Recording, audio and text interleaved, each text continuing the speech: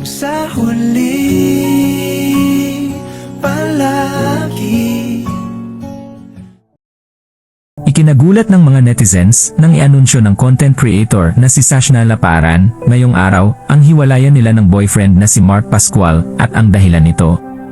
Kinumpirma na nga ni Sashna maging ni Mark na totoong hiwalay na sila na una na ring inanunsyo ni Zian Gaza sa kanyang social media account.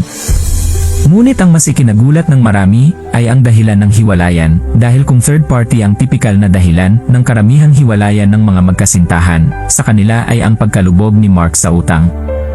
Ayon kay Mark, sinubukan niyang bumangon mula nang malugi siya at mawala ang 150 million na investment niya sa crypto na mula rin sa kanyang mga investors.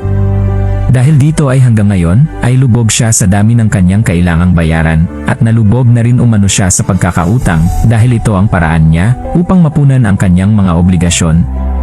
At dahil nga dito ay tila hindi na kinaya pa ni Sashna na manatili pa sa pakikipagrelasyon kay Mark, lalo na at ayon sa kanya, matinding betrayal ang ginawa nito. Mga pahayag ni Sashna, "Sorry kung kailangan ko ng sumuko ngayon. Sorry kung hindi na kita kayang hintayin. Hindi ko na kaya yung mga betrayal at yung pain every time may nalalaman ako." Sinabi rin ni Sashna na may utang din sa kanya ang boyfriend na 50 million, ngunit hindi na raw niya ito sisingilin bilang tulong niya upang muling makabangon kahit papaano si Mark. Mga pahayag pa ni Sashna, "Yung 50 million na utang mo sa akin at sa pamilya ko, huwag mo nang bayaran.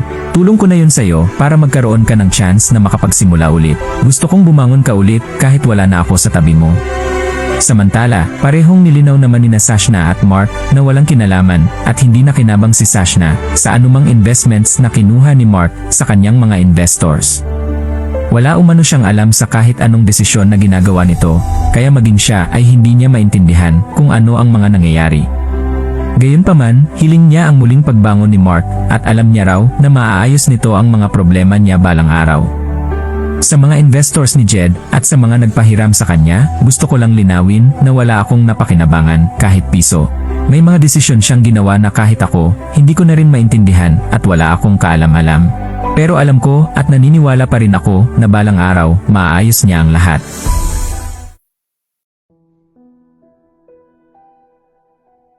May nanliligaw ba sa'yo ngayon? Sinungaling po ako pag sinabi kong wala. Magpapautang ka ba sa kanya? Hindi niya po kailangan, Tito Boy. Hindi CEO din po siya. ng lending? Lending. Matapang na inamin ng content creator at businesswoman na si Sashna Laparan na may bagong manliligaw na siya ngayon. Matatandaan na nitong nagdaang linggo lamang nang inanunsyo ni Sashna at ex-partner nitong si Mark na hiwalay na sila at labis ding pinag-usapan ang rason ng kanilang hiwalayan kung saan ay lubog sa utang si Mark at nadadamay si Sashna dito. Kaya naman, bagamat may 50 million pang utang si Mark sa kanya, ay hiniwalayan na niya ito at sinabing hindi na rin hahabulin o sisingilin pa ang 50 million dahil para umano sa kanya ay mas mahal daw ang kanyang peace of mind. Ngunit kung nitong mga nakaraang linggo ay lugmok si Sashna sa mga nangyari, ngayon ay magiliw na itong nagpa-interview sa Fast Talk. At dito ay hindi niya itinago na matapos ang ilang linggong sakit dulot ng hiwalayan nila ni Mark, ay may bago na siyang manliligaw ngayon. Ayon kay Sashna, isa itong CEO ng isang lending company. Kaya naman biro niya ay hindi na niya kailangang maging tanga sa pagmamahal at magpautang ulit ng malaking halaga. Dahil hindi na raw ito kailangan ng kanyang bagong manliligaw dahil tila mas mayaman pa ito sa kanya. Mga pahayag ni Sashna nang tanungin siya ni Tito Boy kung may nanliligaw na sa kanya ngayon. "Sinungaling po ako pag sinabi kong wala. May nagpursu po sa akin ngayon." Dugtong pang tanong ni Tito Boy sa kanya.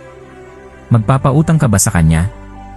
Natatawang sagot ni Sashna, "Hindi niya po kailangan, Tito Boy. Kasi CEO din po siya ng lending. Kaya ako ang uutang, joke lang." Samantala, masaya naman ang ilang fans para kay Sashna kung totoong nakahanap ito ng lalaking mayaman dahil ilang taon din naman umano itong nagtiis sa pang-aabuso sa kanya ng kanyang ex-boyfriend. Kaya sana raw ay nasa tamang tao na siya ngayon kung saan ay hindi na siya hahatakin pababa. Gayunpaman, may ilang negatibong komento din tungkol dito dahil ang bilis daw nitong nakahanap ng bago at nagpapaligaw agad sa iba kahit ilang linggo pa lang ang nakakalipas nang maghiwalay sila ni Mark.